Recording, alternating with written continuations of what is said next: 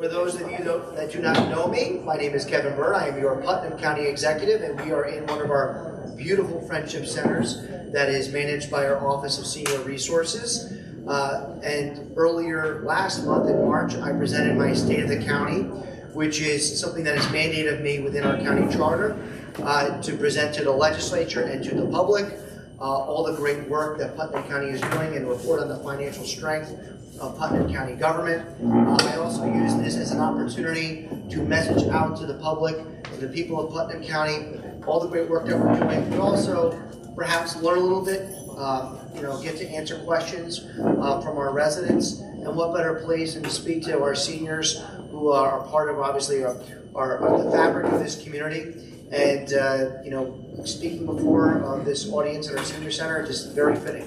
I would want to start by acknowledging that we're live streaming this presentation on our county YouTube channel and Facebook platforms. The slideshow that you're going to see behind me on the monitor is very similar to what was shared previously at the Kohler Friendship Center in Mayapack, the Butterfield Friendship Center in Cold Spring, and the center over at the Donald B. Smith campus in Carmel. I want to also start by acknowledging and thanking our staff. Here we have our site manager, Janice McMasters. Where's Janice? I saw Janice walking around here. We also have our building manager, Michelle DeMarco. I just spoke with her earlier, right? Yeah, come on, bigger round of applause. Everybody, come on. This golf clap stuff. We got an awesome team in Put Valley, and I'm not just saying that because I grew up in Putnam Valley. We also have my executive staff that helps me prepare a lot of this work. We're constantly working day in and day out to serve you. We have my chief of staff, Dane Pascacello, is here. Everybody, Dane. And joined by me to my left is our communications director, who not only serves in my office and supports our executive staff, but really supports communications and outreach efforts for every department in Putnam County, and that's Chris Formisano. And I am very grateful that we are joined by one of our very own Putnam County legislators. He's heard me do this presentation before. Our great legislator from the town of Putnam Valley, Bill Gouldman, is here. Thank you, Bill. On to the presentation. The state of Putnam County is strong. Under our administration, Putnam County continues to strive to be a more affordable, accountable, and accessible government that serves us all. And when I speak about affordable, I want to highlight what that means to me. It means that since I was elected as your county executive, we have never raised taxes. And in fact, we have worked strategically to rely less on property taxes and have driven down the property tax rate in county government to its lowest level in 18 years. We can clap for that if you like, sure. We have also eliminated the sales tax on clothing and shoes, a specific exemption that made sales tax less regressive, but at a more manageable cost for our financial planning. When people talk about sales tax, one of its downsides is that sales tax can be viewed as a regressive tax because those on the lower income scale are more effective when they buy things that are essentials to living, like food and clothes. So by eliminating sales tax on clothing and shoes, it makes it less regressive, but the loss in revenue is more manageable than an actual reduction to the sales tax rate. We've also invested more of our county finances into boosting the county's property tax stabilization fund. It's now at $7.5 million. This is an important fund that allows us to plan our county's financial future while relying less on property taxes. I mentioned sales tax. Presently, the legislature has a plan that I believe is flawed, which would reduce the sales tax rate and its revenues, which could undermine the county's ability to fund its future financial obligations. For example, you're going to be talking about a little bit, the county government has now signed all 4 collective bargaining agreements with our unions. Very important. When I took office, all of our collective bargaining units were either out of contract or operating on a 1-year rollover. We now have all up-to-date multi-year contracts. but that also means that we know it's going to cost more money that we need to finance for the future. It's important that we can leverage sales tax revenue to fund these needs so we don't have to rely on more property taxes, pay freezes, or potential layoffs in the years ahead. In 2007, I remember this vividly, after coming back from college and seeing the Great Recession, we saw the county government raise property taxes, the tax levy increased by 19%. In 2008, the property tax increased by 27%. At that same time, the county government increased its sales tax rate, acknowledging the fact that sales tax was a fairer way to raise revenue in general than through dramatic property tax hikes. By extending the existing sales tax rate in Putnam County government, I have been able to strike a compromise with all of our leaders in town and village government across Putnam County. We had this discussion about sales tax, and we had all the politicians in a room going back and forth. So one of the things that I thought was missing, one of the stakeholders that was missing at the table, was the people, you. So what we did was we launched a community tax survey online, and within one short week, I had 822 people respond. 72% of the people that responded said they wanted a major property tax cut. You spoke and we listened. Working with our leaders in town and village government, we have a historic agreement to share a portion of the county sales tax revenues to fund local tax relief and fund needed infrastructure improvements. It has unanimous approval from all of the supervisors, village mayors, and yours truly. Just this past week, Putnam Valley Town Board unanimously passed their own resolution supporting this compromise. And the beauty of it, it allows us to leverage that sales tax revenue with its existing rate for me to commit giving you the largest property tax cut in Putnam County history in my next budget. Should we get to extend the sales tax rate, I am committing to reducing the county tax levy by at least $1 million. Now we need to do this, again, responsibly, by leveraging the sales tax revenue, by prioritizing our spending, so we can meet all of our future financial obligations. And that also means, obviously, taking care of our seniors and managing our amazing Office of Senior Resources. I talked about affordability. I also talked about accountability and accessibility. To me, that often means government transparency. As your county executive, staying true to my commitment, following through, I have hosted a town hall in every town in Putnam County every year as your executive. We've also commenced the live streaming of all of our executive public hearings. And in fact, started live streaming our public hearings before the legislature even started to live stream theirs. And that's very much, I think, a reflection of leadership. We want to be accessible to all people. You shouldn't have to get out of your house to go to a meeting to be able to participate in government. Another thing that we rolled out was a budget transparency website. For decades, if you wanted to get a handle on how your county government was spending your taxpayer dollars, you would have to either FOIL or go to the county office building, get a copy of the budget, which was a printout of budget codes and line items, and try to make sense of it all. We now have a budget transparency website on the county government webpage where you can look at a breakdown of our capital plan, our tax levy, personnel expenses. You can see future expenses, you can see past behavior, you can see our mission statement, and you can most importantly see how we are prioritizing your tax dollars. And if you think that we can do better, I'm all ears. That's how government's supposed to work. If you have an idea on how we can save money and make county government work better for you, you can now participate directly in government and see how your dollars are being spent. Another initiative that I move forward as your county executive when it comes to transparency was disclosure. When I was your state assemblyman for 6 years, serving in Albany, one of the things that I and all elected officers are required to do is fill out what is referred to as a financial disclosure form to ensure that there's no conflicts of interest with my job. But at least if there is a conflict, it will be disclosed. So you'll know that Kevin Byrne isn't going to sign that or he's going to recuse himself. Well, here's the reality though. How are you going to know if that disclosure form isn't publicly available? When I was in the state legislature, that form had always been publicly disclosed on the state website. But no such mandate exists for county, town, or villages.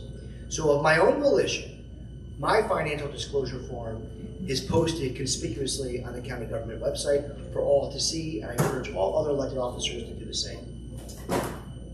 Moving forward on some of our successful accomplishments this past year, we hosted Putnam County's very first youth business market. Something I learned about from traveling at a conference a couple of years back.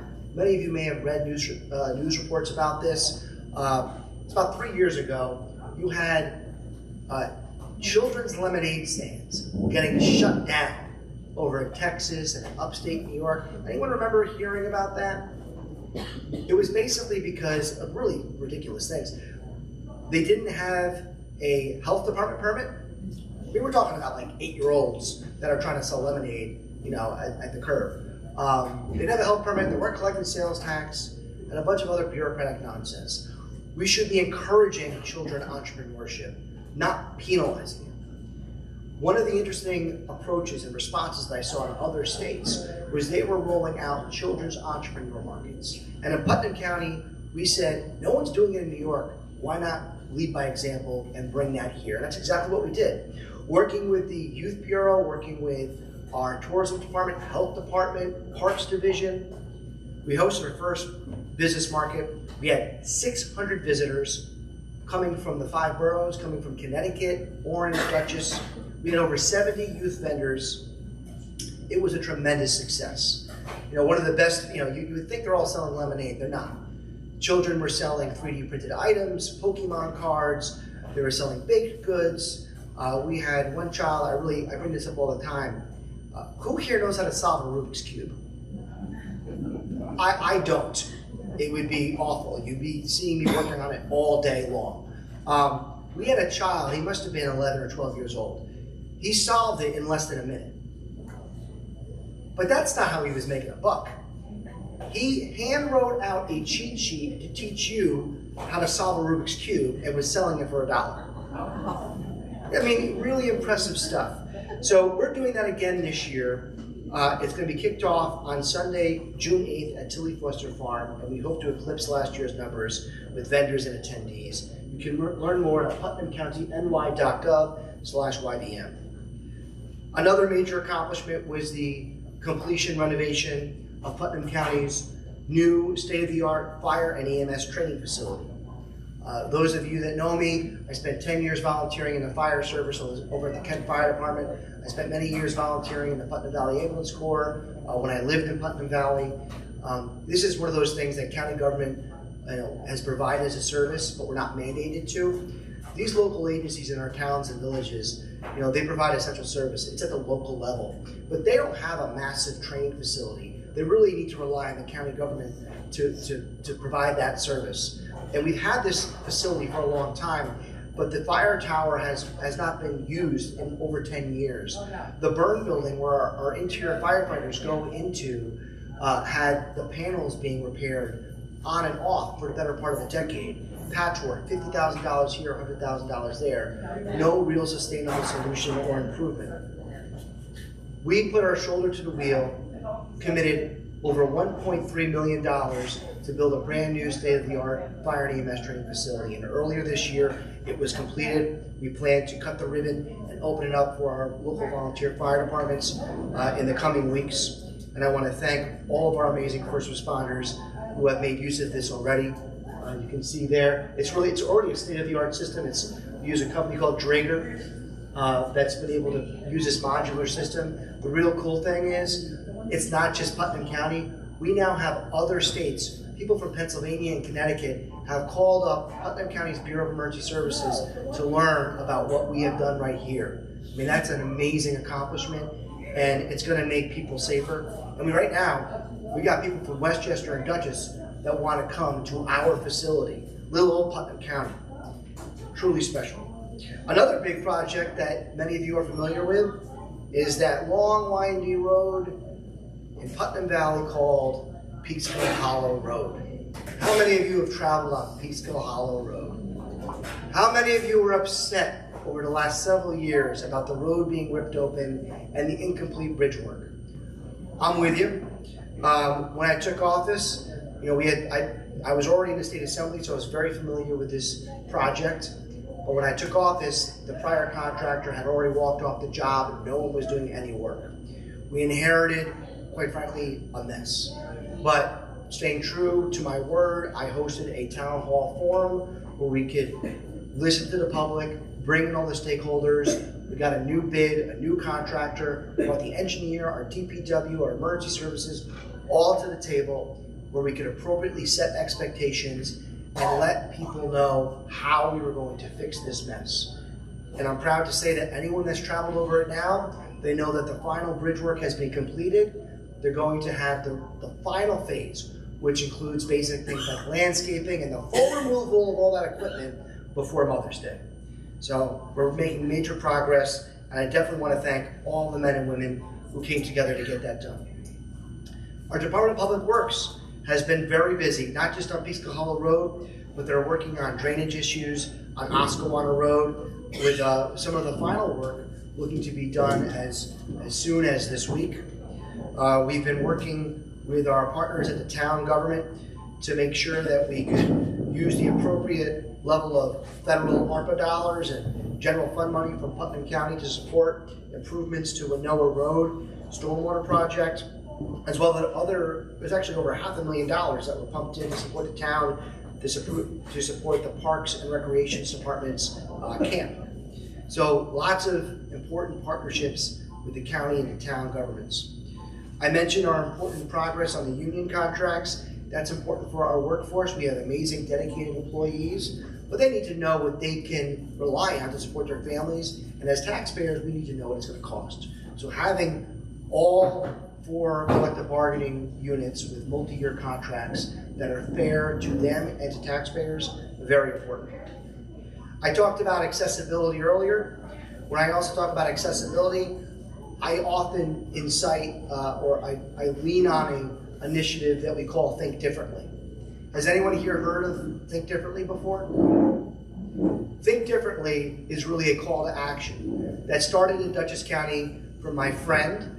He's a former congressman, former county executive, former assemblyman. Now he is the incoming administrator to the Federal Transit Administration. His name is Mark Molinaro. He really created this call to action to help support people of different abilities, of every ability, physical ability, but also people with intellectual and developmental disabilities. So some of the things that we've already done is make sure that our county facilities are literally accessible, ADA compliant. Most people would be stunned to learn that before I took office, the county office building where I work every day, where the county legislature meets and votes, that if you wanted to go in there, if you had a wheelchair, a walker, crutches, you had trouble with stairs, and you wanted to go in through a handicap ramp, you would be told to go around the back by the newer courthouse.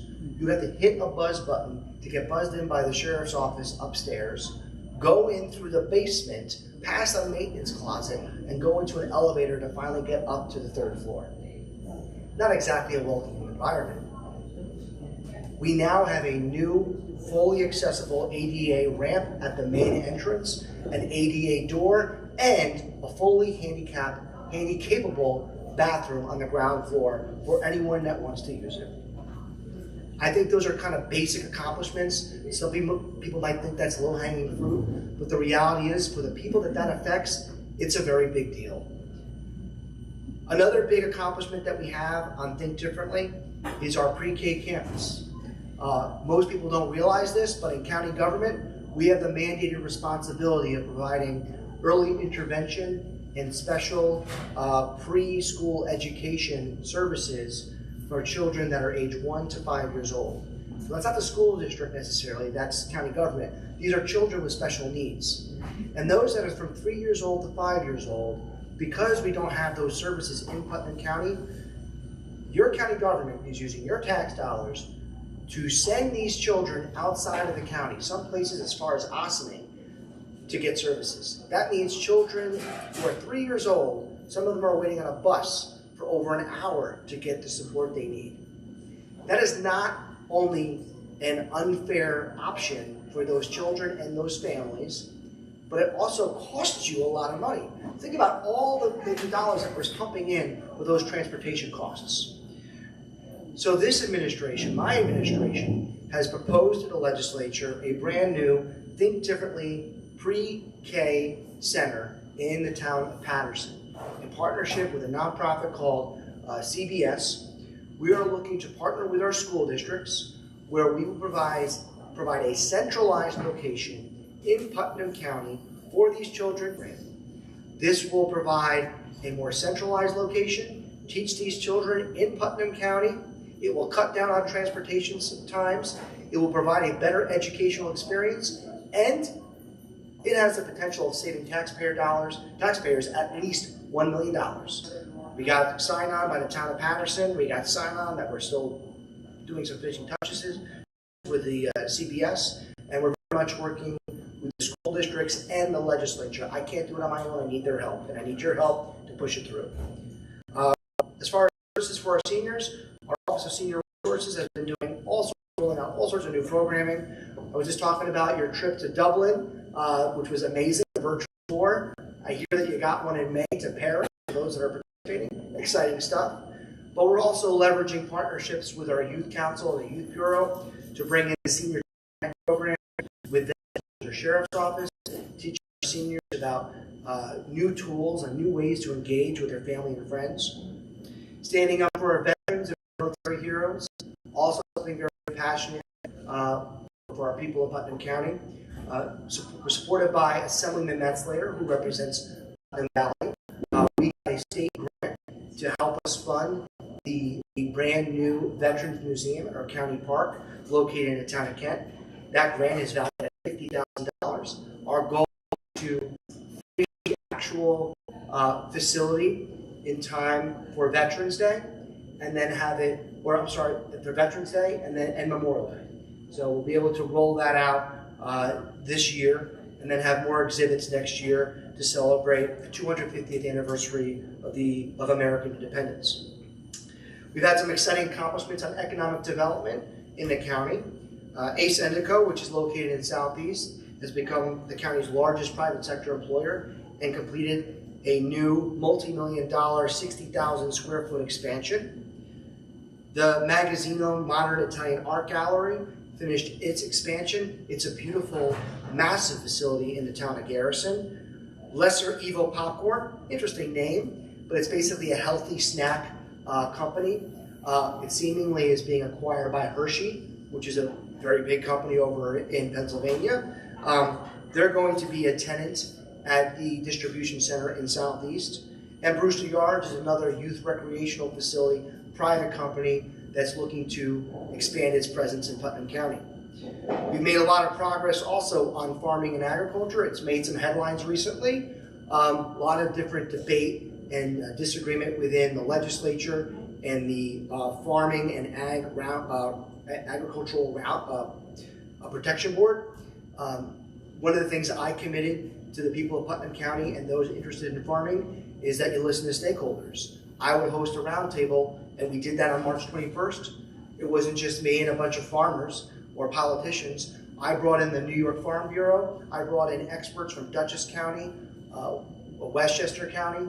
We brought in current members of the Ag District, former members of the Ag District, and we brought in stakeholders from throughout the region. Truly a very informative discussion that I know has already led to results. We're putting in funding to fund an update to our farming plan that has not been touched in over 20 years. The legislature has now taken steps to select new leadership to the farm board, but also has filled its remaining vacancies and is poised to update its criteria to reflect the standards that are set by many of our neighboring counties. I mentioned Rev 250, the American Revolution, its 250th anniversary that we'll be celebrating later this year. Just this past weekend, I went through the process of introducing my good friend, George Whipple. He is co-chairing our Revolutionary Putnam County Committee with the Honorable George Pataki, our former governor, but also a Putnam resident. And the first real kickoff was reading Henry Longfellow's poem celebrating Paul Revere's ride, kicking off the shot heard around the world. That was Lexington and Concord.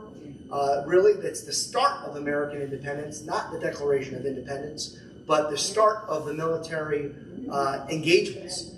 We did that this past weekend with more events on the horizon to be celebrated at our county fair. And I would be remiss while we celebrate Paul Revere. In Putnam County, we have our own heroine named Sybil Ludington. So certainly we like to talk about that and celebrate that.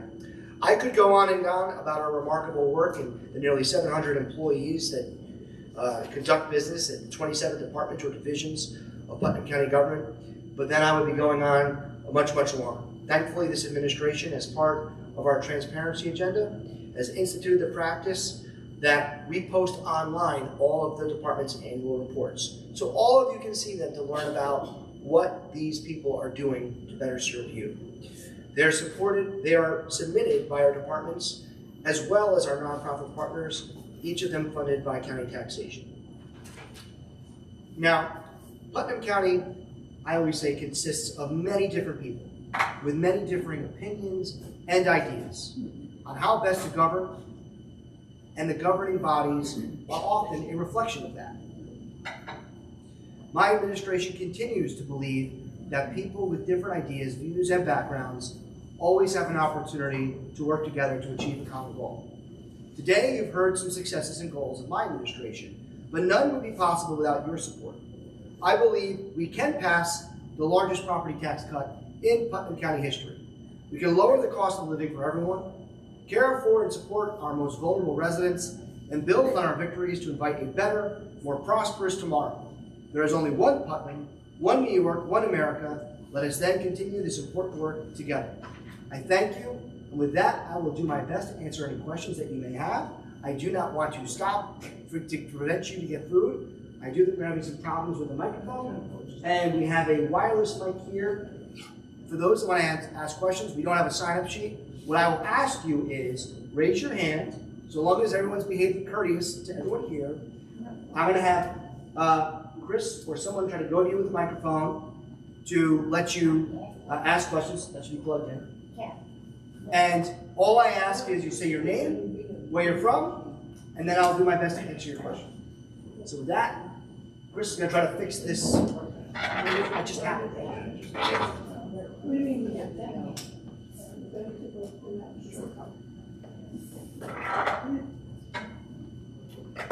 Oh, that was better.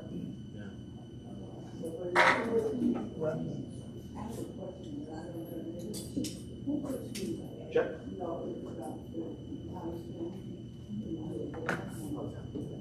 She's loud. Hello. That's a little better now. Sorry about that little technical difficulty there. So now, maybe that will work now since this is working, seemingly working. So much for the microphone check. So, on that note, I will just do my very best, but please, we can go back and forth, but I also want to make sure I get to other people. So, Miss in the blue, I see your hand is raised. I'll try to repeat your question if it helps. Yes, I live in Lake Peekskill, but I'm handicapped, and right now I'm looking that we need some kind of service here that will pick you up at the door. Like, I use the power transit from Westchester now, they pick me up, but they won't go any further into Putnam. And I was told that they had one in Putnam, but you gotta go all the way over to Westbrook Drive to get it. You can only get it with a bus stop. There's no buses up here. So the question was about paratransit services, specifically Lake Peekskill. This is not the first time I've heard this issue. When we have paratransit and fixed transportation services in Putnam County, but the challenge is it is not expansive and its footprint does not cover all of Putnam. So there's a few things that we're actually working on right now. I didn't decided thinking hopefully there'd be a question.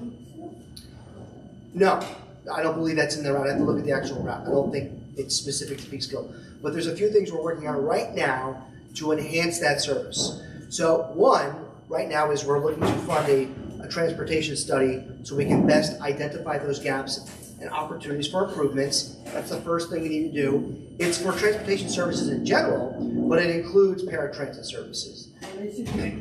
get the Westchester. The other item, that's two, that's one. The other item is we have a current fixed route that was pre-existing. This has been grossly underutilized, but it's a fixed route. It costs the county even more money to absent services like in Putnam Valley. So that service is what we call an on-demand transit model, which will, it's more, I'm oversimplifying it, but it's more like a ride-sharing model through an app-based system. It's delayed implementation. I had hoped to have it implemented earlier in the year. Unfortunately, there were some challenges with the state of New York and giving the approvals to the vendor that was approved by the county. You can fix that one. Work on this.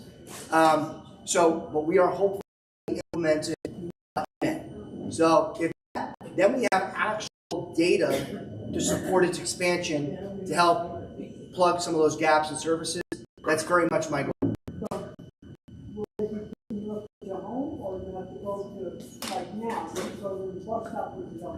Hello? That's the opportunity that you can go to other locations. So it's a pilot, so it's not done yet. It's not happening yet. Part of the reason we do the pilot is you get data to either support its continuation, but you also make adjustments. And the reality is it's not just for the places that are underserved right now. We're not getting the service that we want, but even when there are fixed routes, there are folks that can't get to the fixed route. So this is very much our effort to try to help plug that gap. But we do want to make sure that the system works before we try to roll something out larger throughout the county. But it is something we're very much focused on.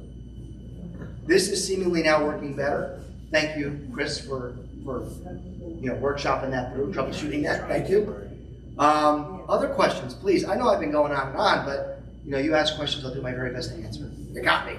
So, yes, Miss. Yeah, we can't get the Putnam Valley town board meetings on our TV anymore.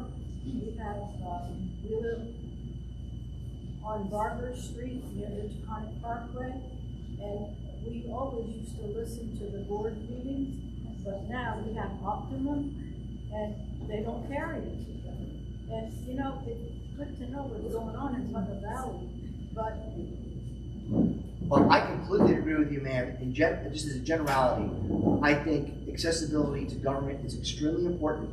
What I will say is, in Putnam County, as a county service, the county government never had anything filmed or broadcast. It was only audio only, and it wasn't even live streamed. Now we are providing that service. The legislature, and Legislative Goodman was a very big advocate, strong advocate for this, has now put it so they are live streaming their meetings with the county, but it's not necessarily on TV.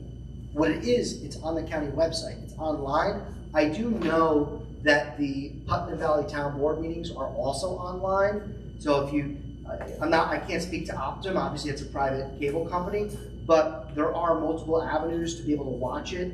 And if you have access to a computer, or you have if the TV does, you can be able to watch it online or at the Putnam Valley's town YouTube channel. I forget the name of their vendor, but I know it's accessible online because I watched it online before. You're very welcome. Yes, Bill. They're on the website, the Putnam Valley Town Board website. That's how I watch them. So, Bill, Legislator Goldman just confirmed the Putnam Valley Town Board meetings are in fact on the town's website. So that's another alternative method, and I understand you might want that cable access, but that's another way you can watch. You're very welcome, Miss. I thought I saw her hand raised. Michelle? We have a laptop here at the senior center for the seniors to use. So if you didn't have, Wi-Fi and stuff to watch it, you could borrow our laptop while you're here. You can't take it out of here, but you can certainly watch it while you're here. Just so you know that we have that. Great. So I'm just going to repeat that so everyone can hear. For those that may not have access to online, we do have laptops that our seniors can use here at the Office of Senior Resources. So if you'd like to watch something online, you can, our team at OSR can help you. Thank you, Michelle. Other questions? Bingo. Whoa. I was told to never say that out loud at a senior place. You get We went to the pelted. bingo machine. big one. Michelle's gonna get on that. No, we have it already. We do? We're waiting for it to be installed. So breaking news, everybody, there is a bingo machine just waiting for it to be installed. Thank you, Michelle. Bailing me out. Appreciate it.